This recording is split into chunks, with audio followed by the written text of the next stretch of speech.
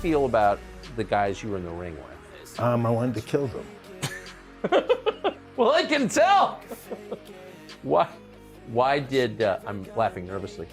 What, you really felt that way? Yeah. The more you hurt them, the higher you go in life. It's like that's just my mentality. That's the more you hurt them, the more people love you. In 2003, Iron Mike Tyson got into a scuffle with Lennox Lewis during a press conference. One man in the crowd made the near-fatal mistake of mocking Tyson.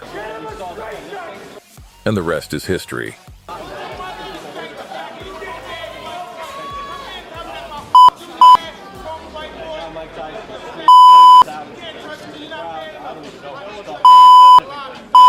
Perhaps the most devastating tragedy faced by Tyson was the death of his 4-year-old daughter, Exodus. In a 2013 interview, Mike Tyson showed his vulnerable side when explaining how he dealt with the horrible event. The interview took a turn when Mike Tyson unintentionally scared the hell out of everybody. No, I did some cocaine for a week. I had to get high. I had to back then. I had to get high. I couldn't handle it at all.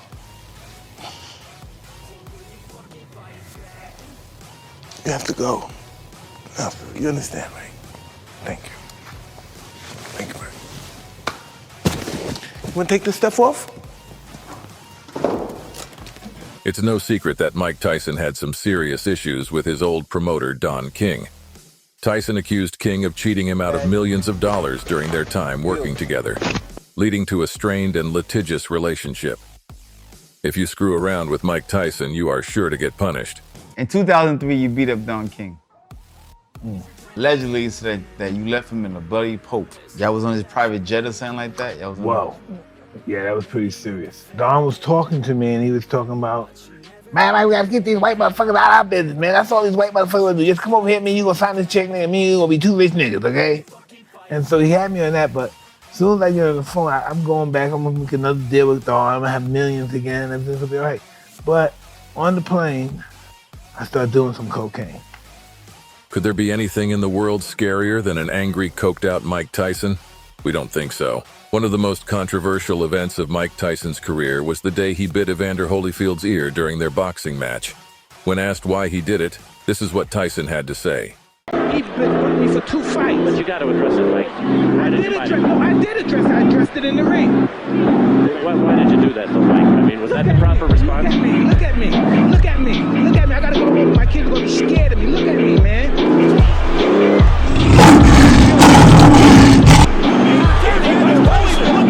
Years later, the two would become friends after settling their differences.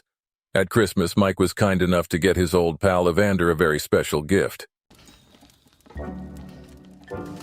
What is this?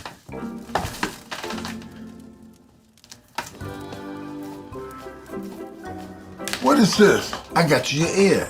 No, it's not. This ain't my ear. Yes, it is. Cherry pie punch filling. Mike Tyson was well known for having a style with incredible speed and aggression. His explosive, powerful punches would often astonish people who were lucky enough to see his demonstrations. Look at what happens when the legendary footballer Jimmy Greaves got to spend some time with Tyson. I watched your workout on that punch bag. Now, you're an enormous physique, but everything seems to spring from your legs and your stomach. Is that true? Yeah, I just punch with snap, my shoulders and my legs, bringing the punches together with accurate and precision. You see, you tend to me to come up under people. No, because see, you misinterpret it, because the object of the game is like when I hit the punch, like the punch, boom, boom, and then I twist it, boom, and I'm at the side where you can't hit me.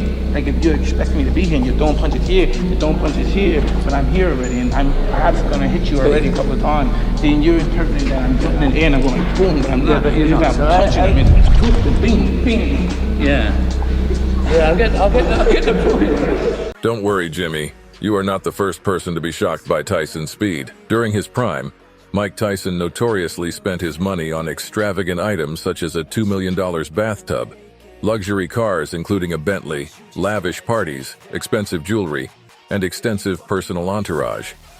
One of the most notorious stories is about him giving away a car that he crashed to a stranger. During the Joe Rogan podcast, Mike Tyson cleared the air about the story. Boom, she crashed the car, boom, and she hit somebody and she hurt their arm. And so the cops came and the cops were saying, hey, what happened here, right? And I was afraid that they were gonna arrest me. So I said, well, nothing happened, officer. And it was the guy with a broken arm. I said, sir, why don't you just take the car? You deserve it because you've been doing a lot. Because I didn't want to get arrested. I didn't have license or anything. Right. And I didn't want my wife to get in trouble. And I said, hey, man, take it, man. Do this, man. You deserve this. Take it. And they took it. Wow. But they made him give away the car, right? They made him. No, I went back to my office and I said, give me my car back. I went to the Really? Yeah, he got fired. During his prime, Mike Tyson met hundreds of famous people. But did you know that he once crossed paths with a serial killer? What happened during the interaction will show you why Mike Tyson is the baddest man on the planet. This story is chilling. I go do an interview. This is a sports writer, so I have my people call me up and say, you got a reporter. You meet him at the gym in Phoenix. So I meet him at the gym. I'm talking to the guy. The guy's a really small guy, but really nice guy. I'm talking to him. And so 2 days go by, 3 days go by.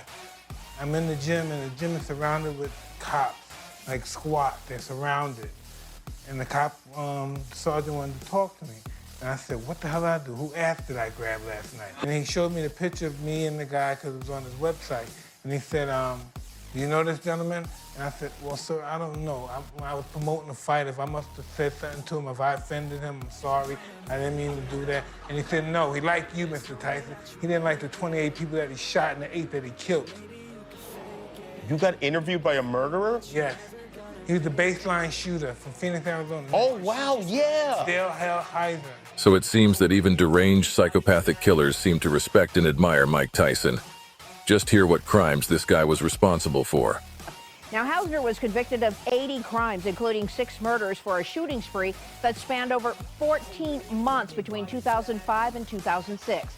Hausner and his partner Samuel Dietman had preyed on animals, bicyclists, and people. Mike Tyson was well known for keeping exotic pets such as tigers and lions. During the Joe Rogan podcast, he explained how he had to wear a mask on the back of his head to deter his tigers from accidentally eating him. Pay attention to how casually Mike tells the story. Turn around, you have a mask, yeah. Wow. You got to do that or he would jump on you? Well, they think I'm running and shit, and they're playing. God. And if they accidentally, because they chew on my arm and stuff, and if they accidentally bite my head, they can hurt me. By accident, they don't mean it. Right. When they on my shoulder and arm, I let them bite me in my legs. And you're just playing. Yeah, but they could pierce my skull. Jesus. I did have a pet tiger. Her name was Kenya, and she was around 550 pounds. I had a great affection with her. I kept her. I slept with her. I kept her in my room. She stayed with me. I had her for probably 16 years. She was a massive monster. You can't imagine the size of her. She got too old and I had to get rid of her eyes and her hip got bad. During an interview with spiritual mystic Sadhguru, Tyson asked the teacher a very important question which caught him off guard. To provide some context, Sadhguru has been very open about how the earth is overpopulated and how we should have less people on the planet. All the religious groups are against me because I'm talking about population. They want more souls. I want less on the planet.